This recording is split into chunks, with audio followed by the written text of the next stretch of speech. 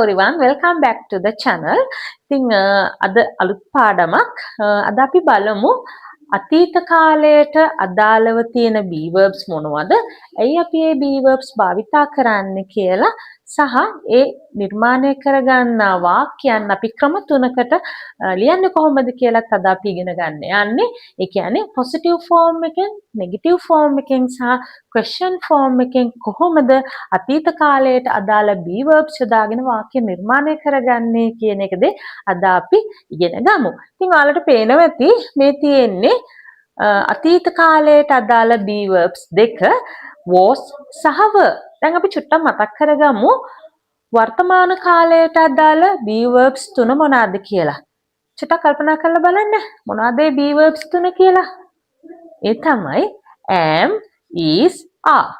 I am, we are, you are, they are, he is, she is, it is. එහෙම තමයි pronoun එකත් එක්ක B verb එක වර්තමාන කාලයට අපි ගලප ගන්නේ. එතකොට මේ තියෙන්නේ අතීත කාලයට අදාළ B verbs දෙක. දැන් ඔයාලට මෙතන පහලින් පේනවා ඇති මේ තියෙන්නේ ඒ කොටස් දෙක අපි pronouns එක ගලපලා එහෙම නැත්නම් මේ was සහ were කියන B verbs දෙක මේ තියෙන pronouns වලට හරියට බෙදාගෙන තියෙනවා. එතකොට අපි මුලින්ම බලමු මේවයි සිංහල අර්ථය එහෙම කොහොමද කියලා. එතකොට was සහ were කියන B verbs වල සිංහල අර්ථය තමයි සිටියා එහෙම නැත්නම් තිබුණා. අතීතය ගැනනේ. එතකොට එක්ක හිටියා එක්ක තිබුණා. එතකොට මෙන්න මේ තියෙන was සහ were කියන B verbs දෙක අපි කොටස් දෙකකට බෙදනවා. ඒ තමයි was කියන B verb එක අපි යොදාගන්නේ she, he, it කියන pronoun එක. එතකොට එකක් අපිට මිස් වෙලා කියනවා. ඒ මොකද්ද? I. මම ගැන කියද්දි. එතකොට මම ගැන කියද්දිත් අපි භාවිතා කරන්නේ මෙන්න මේ was කියන B verb එක. right? එතකොට was කියන B verb එකත් එක්ක අපි යොදා ගන්නවා I, she, he, it කියන pronouns හතර. ඒ කියන්නේ singular pronouns එක තමයි අපි was කියන අතීත කාලයට අදාළ B verb එක භාවිතා කරන්නේ. ඒ වගේ එක් දෙයක් විය යුතුයි. එතකොට I was, she was, he was, it was. I was, she was, he was, it was. ඒ වගේම තමයි were කියන B verb එක අතීත කාලයට අදාළ were කියන B verb එක අපි බහුවචනයක් කියන්නේ බහුවචන කර්තෘ කෙනෙක් සමග තමයි අපි යොදාගන්නේ were කියන B verb එක. එතකොට මෙතන බලන්න පැහැදිලිව තියෙනවා you, we, they කියන pronouns තුනත් එක්ක පමණයි අපි were කියන අතීත කාලයට අදාළ B verb එක යොදාගන්නේ. මම මෙතනත් මතක් කරන්නම් you කියන්නේ ඔබ එක්කෙනෙක් වුණාට අපි මෙතනදී English language එකේදී you කියන එක අපි භාවිතා කරන්නේ plural pronoun එකක් විදියට. එතකොට you were, we were, they were. ඉතින් ඔයාලා language එක ඉගෙන ගන්නවා නම් අනිවාර්යෙන් මෙන්න මේවා ඔළුවේ තියෙන්න ඕනි. එහෙම නැති වුණොත් අපි spoken කියන අපි speech එකකදී වුණාත් කතනයේදී ලිවීමේදී මෙන්න මේ වැරදුනොත් එහෙම අපිට අපි එතනින් එහාට අපි ප්‍රකාශ කරන්න යන දේ හරියට අපිට ප්‍රකාශ කරන්න බැරි වෙනවා. දැන් ඔයාලට පේනවා ඇති was එකට අදාළව sentences කීපයක් වගේම were එකට අදාළව sentences කීපයක්. අපි බලමු එකින් එක. ඒතර I සමග I කියන pronoun එකත් එක්ක යෙදෙන්නේ was කියන B verb එක. එතකොට I was tired. I was tired. මට මහන්සිය තිබුණා. මම මහන්සියෙන් හිටියා. කියන සිංහල අර්ථය තමයි දෙන්නේ I was tired. Right? Next one he was at home. He was at home. ඔහු ගෙදර හිටියා. ඔහු ඉඳලා ඉවරයි. He was at home. ඔහු ගෙදර හිටියා. She was a teacher. She was a teacher. කියන්නේ ඇය ගුරුවරියක්ව හිටියා. ඇය ගුරුවරියක්ව සිටියා. Next one, it was cold yesterday. It was cold yesterday. ඊයේ හරිම සීතලයි. Yesterday. ඊයේ පෙර දින ගැන කියන්නේ it was cold yesterday. ඊයේ හරිම සීතලයි. මේ තමයි was කියන be verb එකත් එක්ක pronoun එක ගලපලා අතීත කාලයට අදාළව වාක්‍යයක් නිර්මාණය කරගන්න විදිය. දැන් අපි බලමු were කියන be verb එකත් එක්ක අතීත කාලයට අදාළ වාක්‍ය කොහොමද නිර්මාණය කරගන්නේ කියලා. එතකොට the first one is පළවෙනි එක තමයි you were late. ඔයා පරක්කු වෙලා හිටියේ. right? කියන අතීත කාලේ ඔයා පරක්කු වෙලා හිටියේ. You were late. Next one, we were happy. අපි සතුටින් හිටියා. We were happy. අපි සතුටින් හිටියා. They were football players. They were football players. ඔවුන් පාපන්දු ක්‍රීඩකයන්ව හිටියා. ඔවුන් පාපන්දු ක්‍රීඩකයන්ව සිටියා. right. මේ තමයි සිංහල අර්ථය මෙන්න මේ වාක්‍යවල. එතකොට ඔයාලා මෙතනදී වැදගත්ම දේ තමයි ඉගෙන ගන්න ඕන දේ මෙන්න මේ was සහ were කියන අතීත කාලයට අදාළ be verbs එක්ක යෙදෙන pronouns ටික තමයි ඔයාලගේ ඔළුවේ තියෙන්න ඕනේ. right?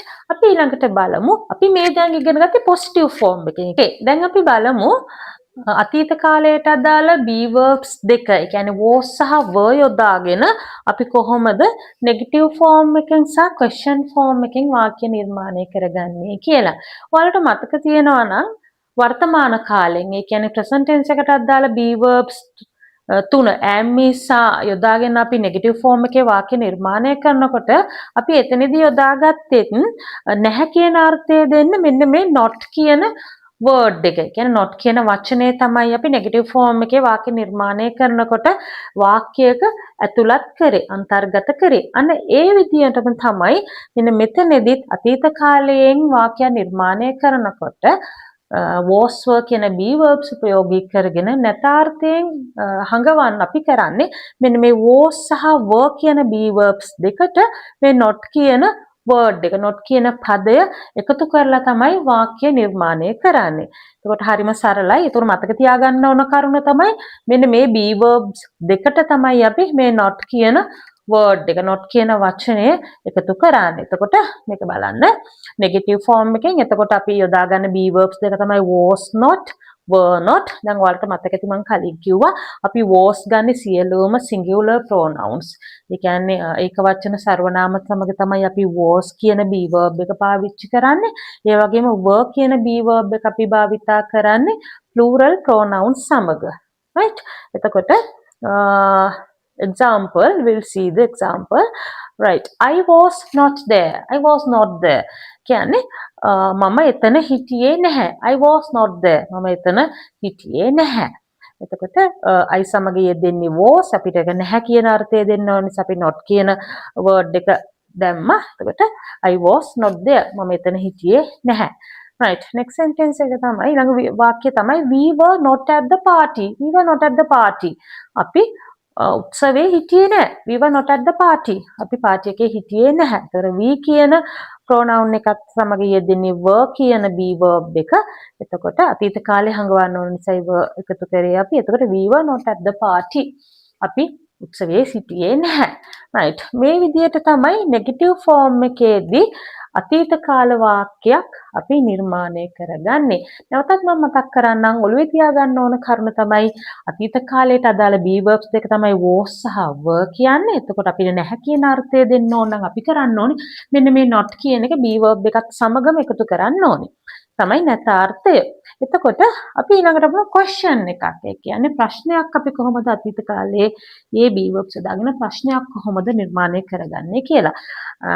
present tense එකට අදාළ be verbs එක අපි යොදාගත්ත ඒ ක්‍රමයම තමයි මෙතනත් අනුගමනය කරන්නේ. ඒ කියන්නේ be verb එක pronoun එකකින් ඉදිරියට අරගෙන තමයි question එක අපි question sentence එක හදන්නේ. එතකොට මෙතනත් was සහ were කියන be verbs අපි ගත්තා pronoun එකකින් ඉදිරියට. මේ බලන්න was I, was he, was she, was it. හරි ලේසි. එතකොට be verb එකෙන් අපි ගන්න pronoun එකකින් ඉදිරියට be verb එක පස්සේ අපිට ලස්සන question එක sentence එක හදාගෙන යන්න පුළුවන්. ඊළඟට were you, were we, were they. right. බලමු sentences කොහොමද කියලා. ඒතකොට was he at home? ඔහු ගෙදර හිටියද? Was he at home? right. next one was it cold? A සීතලද? Was it cold? ඒක සීතලද? right. next one were they happy? ඔවුන් සතුටින් හිටියද? were they happy? ඔවුන් සතුටින් හිටියද? were you busy? Were you busy? ඔයා කාර්යබහුලද?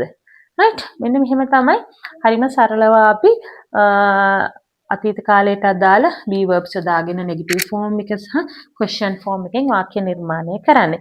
ඉතින් තව දුරටත් ඔයාලා අධ්‍යයනය තුළින් ඒ කියන්නේ වාක්‍ය තව දුරටත් ඔයාලා නිර්මාණය කරගෙන යෑමෙන් ඉගෙන ගැනීමෙන් ඔයාලට පුළුවන් මෙතන තියෙන අවබෝධය තවත් වැඩි කරගන්න. රයිට් අපි ඊළඟ පාඩම් මාලාවේදී බලමු අපි කොහොමද අනාගත කාලයේ වාක්‍යයක් කොහොමද මේ ආකාර තුනටම කියන්නේ question form, negative form සහ positive form එකෙන් නිර්මාණය කරගන්නේ කියලා.